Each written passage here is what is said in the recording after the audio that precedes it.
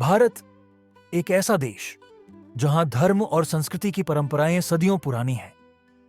यह वह समय था जब भारतीय उपमहाद्वीप न केवल बाहरी आक्रमणों से जूझ रहा था, बल्कि आंतरिक रूप से भी विघटन का सामना कर रहा था। बौद्ध और जैन धर्म के बढ़ते प्रभाव ने सनातन धर्म की जड़ों को कमजोर कर दिया था।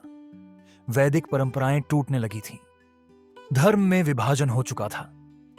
कर्मकांड, रूढ़ियां और अंधविश्वास प्रबल हो गए थे। विद्या और आध्यात्म केवल ब्राह्मणों तक सीमित थी। समाज में जात पात और भेदभाव के कारण वैदिक ज्ञान आम लोगों की पहुंच से बाहर था। ऐसे समय में दक्षिण भारत के केरल राज्य के एक छोटे से गांव कालड़ी में एक बालक ने जन्म लिया। यह बालक आगे चलकर भारतीय सनातन धर्म को पुनर्जीवित करेगा। शंकर के माता पिता शिव गुरु और आर्यांबा अत्यंत धर्मपरायण और तपस्वी प्रवृत्ति के थे, लेकिन उनकी कोई संतान नहीं थी। अपनी संतानहीन स्थिति से व्यथित होकर शिव गुरु और आर्यांबा ने भगवान शिव की कठोर तपस्या की। कहते हैं, भगवान शिव ने स्वयं उनके सामने प्रकट होकर कहा, तुम्हें एक अद्भुत बालक का वरदान मिलता है। यह बालक संसार के कल्याण के लिए जन्म लेगा, परंतु इसका जीवन छोटा होगा। दंपति ने यह वरदान स्वीकार किया और कुछ समय बाद आर्यांबा ने एक पुत्र को जन्म दिया। उसका नाम रखा गया शंकर, जिसका अर्थ है शिव का आशीर्वाद।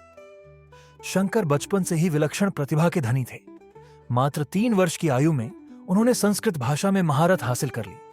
उनकी स्मरण शक्ति इतनी तेज थी कि वे एक बार सुनी हुई बात को तुरंत समझ लेते और उसे याद कर लेते थे। शंकर के बचपन का एक प्रसिद्ध प्रसंग है।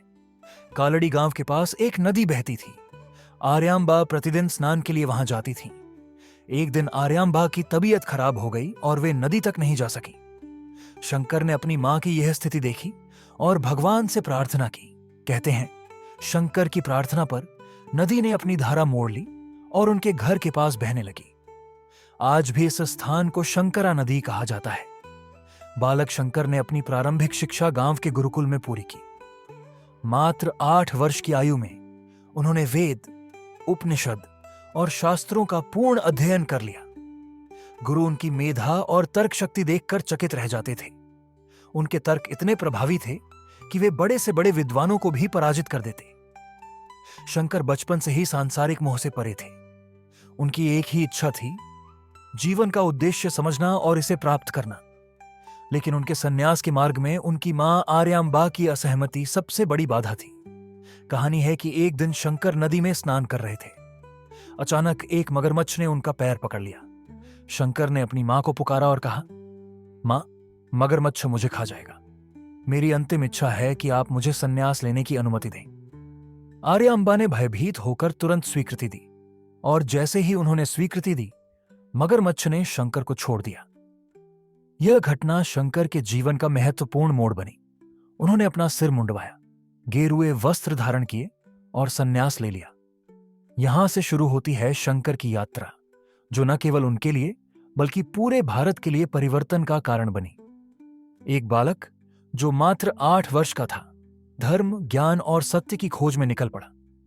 शंकर का पहला गुरु कौन था? उन्होंने संन्यास के बाद किससे दीक्षा ली और कैसे उन्होंने अद्वैत वेदांत का प्रचार शुरू किया? जय सनातन! सनातन धर्म, जो कि विश्व का सबसे प्राचीन और वैज्ञानिक धर्म है, हमें जीवन जीने का सही मार्ग दिखाता है। यह धर्म न केवल आध्यात्मिक बल्कि भौतिक जगत के रहस्यों को भी उजागर करता है। अगर आप भी सनातन धर्म को गहराई से समझना चाहते हैं तो हमारे चैनल के साथ जुड़े रहिए। हम आपको वेदों, उपनिषदों, पुराणों और अन्य धर्म ग्रंथों की महत्वपूर्ण बातें सरल भाषा में समझाते रहेंगे। वीडियो को अंत तक देखना और पसंद आए तो लाइक और चैनल को सब्सक्राइब करना न भूलें। जय सनातन!